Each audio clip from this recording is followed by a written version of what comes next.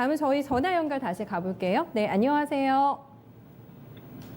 네, 시청자 연결되셨습니다. 안녕하세요. 여보세요? 네, 어떤 종목 가지고 계세요? 만도요. 만도, 매수가 비중도 같이 알려주세요. 28,000원이고요. 네. 50%요. 50% 계속 사 모으셨어요? 시청자님, 만도?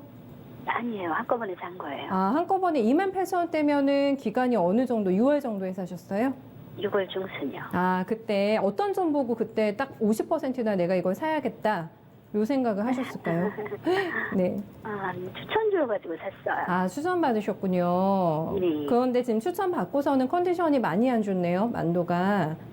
계속 내려왔어요. 그러네요. 네, 어떤 점을 저희가 좀 봐드릴까요? 뭐 기업이 괜찮다고 네. 해서 지금 들어간 건데, 네네. 뭐 기업 가치라든가, 이게 뭐 이제 손절을 해야 될지, 네. 아니면 좀 보유를 더 해야 될지를 알고 싶습니다. 네. 들어가실 때 가격적인 부분도 지금 목표가를 세워주신 게 있으실까요? 위쪽으로? 네. 그쪽에서 이제 38,000원 보고, 많이 보셨네요. 네. 네, 추천을 해주셨던 건데, 네. 네.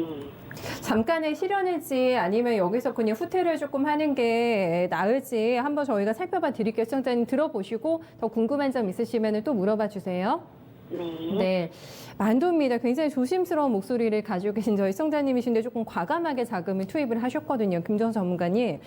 만도의 고생은 어디가 끝일까라는 생각을 해보게 됩니다. 정말 아직도 반토막에서 크게 회복이 안 돼 있는 상황인데 지금이라도 손절하는 게 나을까 이 고민을 하시는 게 지금 이해가 좀 가기도 하거든요. 어떨까요? 그렇죠. 만도. 네.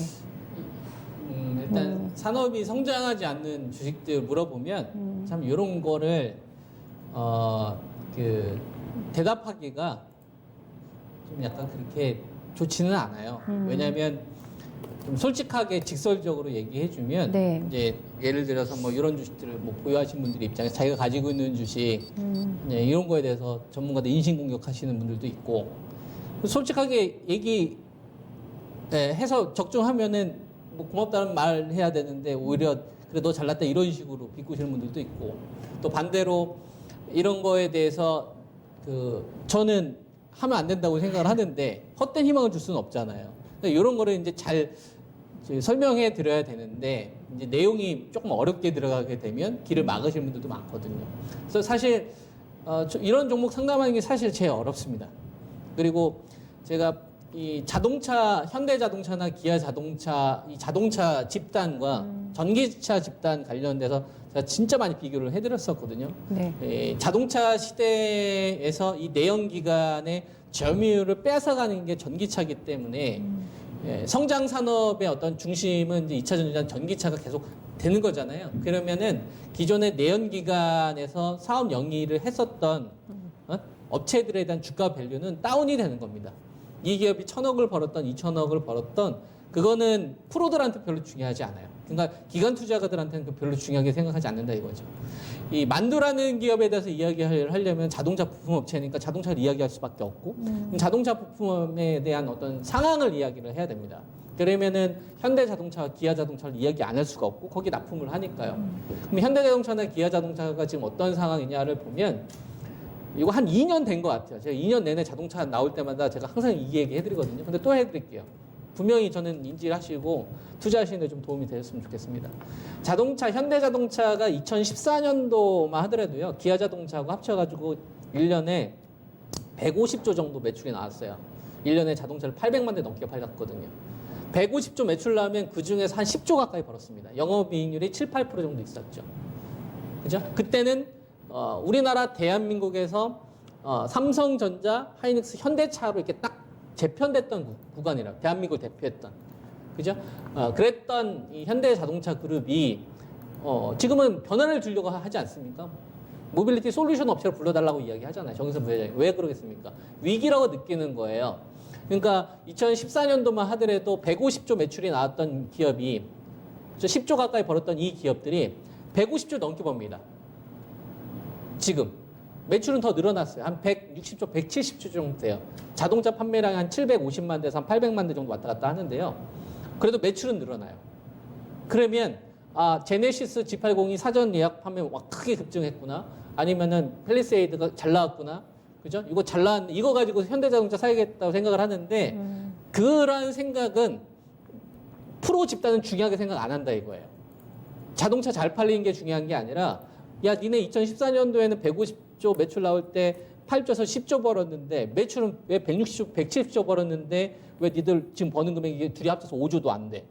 그러니까 물건이 잘 팔리는 게 중요하지 않다라고 생각을 하는 거예요. 야, 니들 그러면은 삼성동에 한전부지 10조에 매입하지 말고 차라리 거기에 R&D 쪽에 더 진출했어야 되는 거 아니냐? 테슬라 나오자마자 니들도 더 공격적으로 R&D 쪽에 더 비중을 늘렸어야 되는데 왜 그걸 안 했냐 이거야. 왜 땅 가지고 장사했냐 이거야. 그러면 너 옛날 같은 밸류 못 쳐줘. 네가 팰리세이드 아무리 잘 팔리고 하다고 하더라도. 그러니까 자연스럽게 자동차 부품 업체들까지 번지면서 밸류가 다운되는 거야. 그러니까 실적은 좋아지더라도 주가의 가치가 계속 낮아지는 겁니다. 화학주도 마찬가지인 거죠. 화학주도. 제가 롯데케미칼하고 LG케미칼 정말 많이 LG화학과 정말 비교해드리거든요. 성장성이 있는 것과 성장성이 없는 거. 그죠? 돈을 많이 벌어도 중동에서 정제사업 진출하고 화학사업 진출하니까 롯데케미칼이나 대한유화가 우리나라에서나 대기업이지 사우디하고 붙어서 되겠습니까? 규모에서 이길 수가 없단 말이에요. 그러니까 돈을 벌더라도 이전과 같은 밸류를 못 쳐주겠다 이거예요. 규모의 경제에서 셰일가스 혁명 이후 지식 경제 기반으로 간 겁니다. 4차 산업 혁명 관련된 주식. 그러니까 사물 인터넷 관련된 주식의 주가 밸류가 높아지는 거고 규모의 경제로서 가격 경쟁이 있었던 자동차 집단들은 밸류가 자연스럽게 떨어지는 거죠. 돈을 벌어도 의심하는 거예요. 과거에 삼성중공업이나 이런 대우조선해양처럼 조선주들이 업황이 꺾였는데도 불구하고 돈을 벌었는데 얘네들이 거짓말했다는 게 나중에 뒤늦게 나타났잖아요. 그러니까 이게 투자 본질이 사라지게 되면 그 산업이 꺾이고 있는 그 기업들에 대한 실적을 고지고대로 안 믿는 겁니다. 그러니까 밸류를 높게 안 쳐주죠. 그러다가 SL 같은 사건이 터지는 거예요. SL을 하게 되면은 이제 대구 쪽에서 대구가요 1900년도부터 그 지금까지 인구가 잘 안 바뀝니다. 인구수가 거의 정해져 있어요. 230만 명에서 한 250만 명 정도밖에 안 되거든요. 그러니까 거기서 인구가 잘 안 바뀌어요. 네. 대구, 부산 같은 경우는 한 650만 명에서 지금 350만 명까지만 인구가 급격하게 바뀌고 서울도 한 1000만 명 넘었다가 지금 1000만 명 줄어서 대구 쪽으로 경기 쪽으로 많이 분포돼. 근데 대구라는 지역은 보수의 색채가 강하지만 분지고요. 자체적인 지주사나 그다음에 이제 자동차 부품 회사들이 잘 먹고 잘 살았기 때문에 여기 안에서 잘 움직였었거든요. 근데 이 경기를 뒷받침해줬던 거 가운데서 가장 대표적이었던 게 자동차 부품업입니다. 근데 거기 대표적이었던 기업이 SL이고. 근데 SL도 이번에 회계부정 관련된 부분이 나오니까 SL 때문에 나머지 자동차 부품주들이 실적이 이렇게 나올 것 같습니다 하더라도 의심을 일단 하는 거예요. 그러니까 자연스럽게 만도가 본인의 사업을 잘한다고 하더라도 의심을 하니까 이전처럼 강한 매수가 안 붙는 거죠. 이게 더 중요한 투자 포인트다 이거예요. 이걸 알면 이 주식이 2만 원에서 2만 5천 원이 나와도 안 사고 2만 5천 원에서 2만 7천 원에 와도 안 삽니다. 이런 식으로 중국 소비도 마찬가지로 코로나가 해결되지 않으면 다시 이전으로 돌아갈 수가 없으니까 반등 나와도 안 해요. 이게 있습니다. 근데 이런 게 자산을 지키는데 되게 중요하다 이거죠. 그래서 저는 산업이 열리면 산업이 구조적으로 바뀌게 되면 지금 지식경제에서 융합경제로 가는 시기인데 그럼 빅사이클의 중심에 있는 기업을 해야 되지 않겠습니까? 빅사이클에 있는 중심을 한 상태에서 차라리 현금을 들고 얘네들이 조정이 나면 현금을 들고 차라리 주도주를 공략하는 게 낫지. 저는 이렇게 생각을 하거든요. 그러니까 만도는 뭐 마음 아프시겠지만 제 솔직한 생각과 제 솔직한 관점은 이겁니다. 이제 물론 이제 시청자님이 최종적으로 결정을 해야 되겠지만 그래서 저는 만도라는 기업은 전 거래를 좀 안 하셔야 된다라는 생각을 가지고 있고요. 지금 비중이 50%인데 네. 50%까지 실을 정도면 주도주라고 생각해서 실어야 되는 거란 말이에요. 자동차 부품이 앞으로 우리나라 산업을 이끌 것 같다. 시청자 한번 생각을 한번 해보시죠. 이 코로나 사태 때문에 지금 뭐 지하철이나 버스를 타더라도 마스크 안 쓰면은 안 돼요. 영화를 보더라도 칸칸이 떼어줍니다. 사회적 거리 두기를 계속하고 있어요. 확진자가 나면 공장에서 물건 생산을 중단합니다.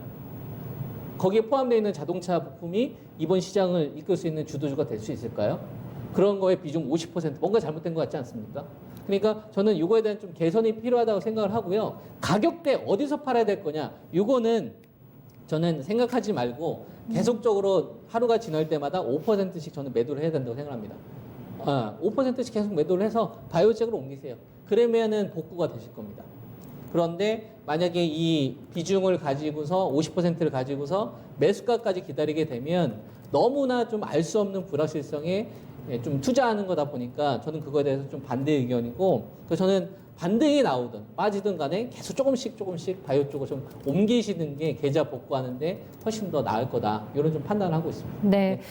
시청자님 계좌를 조금 더 복구할 수 있는 AS까지 이렇게 덧붙여서 남겨주셨네요. 김정수 전문가님께서. 네. 네. 그러니까 주도주급 플레이 종목들 많이 있잖아요. 네. 이쪽으로 일단은 비중을 조금씩 넘겨보시는 게 어떨까 이렇게 정리 도와드려 볼게요. 힘내세요. 네, 고맙습니다.